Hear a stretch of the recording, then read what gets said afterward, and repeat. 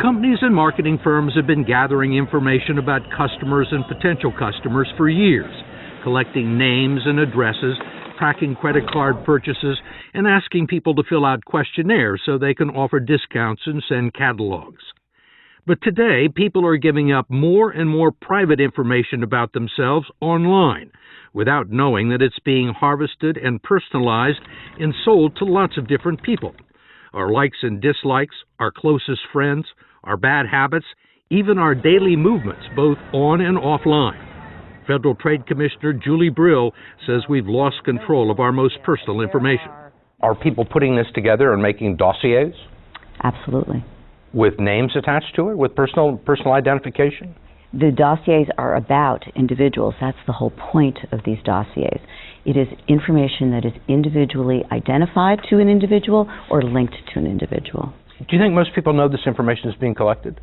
I think most people have no idea that it's being collected and sold and that it's personally identifiable about them and that the information is in basically a profile of them.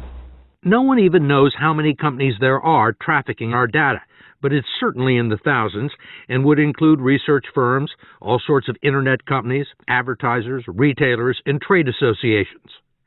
The largest data broker is Acxiom, a marketing giant that brags it has on average 1,500 pieces of information on more than 200 million Americans.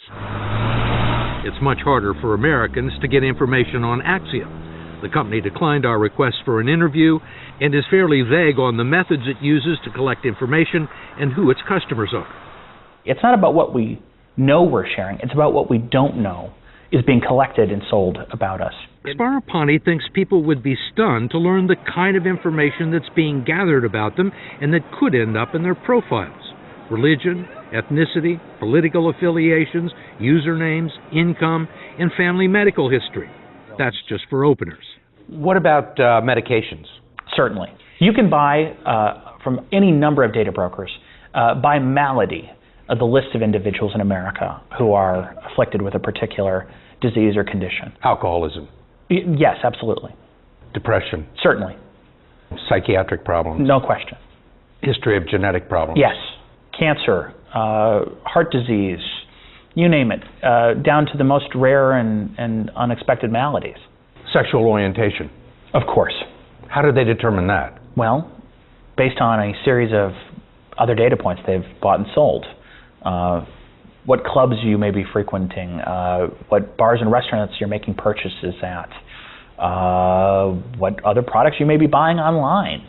And all of this can end up in a file somewhere that's being sold maybe to a prospective employer. Yeah, not only can it, it is, Steve. With all this information and your name attached. Yes, exactly. A Connecticut data broker called Statlistics advertises lists of gay and lesbian adults and Response Solutions, people suffering from bipolar disorder. Paramount Lists operates out of this building in Erie, Pennsylvania, and offers lists of people with alcohol, sexual, and gambling addictions and people desperate to get out of debt. A Chicago company, Exact Data, is brokering the names of people who have had a sexually transmitted disease, as well as lists of people who have purchased adult material and sex toys. No one has ever looked into these lists. In fact, most of this has been completely opaque. Take 5 Solutions, a data broker in Boca Raton, Florida, runs 17 websites like GoodParentingToday.com and T5HealthyLiving.com, where people can share stories about their families and health. What web visitors don't realize is that Take 5's real business is collecting and selling the information. There's all sorts of people coming on now. That's right. And there is also an invisible side to the internet that most people have never seen. When you're online visiting websites, you may think you're alone, but you're not, as digital privacy expert Ashkan Sultani showed us using a software program called Disconnect, which was created by a former Google engineer. What's this stuff? So when you visit the New York Times homepage, there's a number of companies on the page that are essentially tracking your Works visit. in marketing and analytics companies measuring traffic and page views and cataloging our interests. And some of this information you think is going to go to data brokers? Definitely. Wow, look at that. We found the same thing going on at the 60 Minutes website. They are everywhere. So they're really inside your computer. They're inside your browser usually, or your mobile device, yes. They're called. And you haven't necessarily invited them in. You have not invited them in. And most computers or browsers allow them in by default. Do companies collect your web browsing history? Yes, absolutely. Yeah, this is the primary piece of data collected online.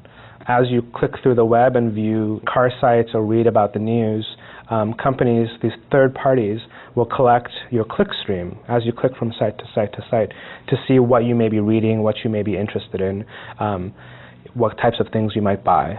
Every piece of data about us now seems to be worth something to somebody, and lots more people are giving up information about people they do business with.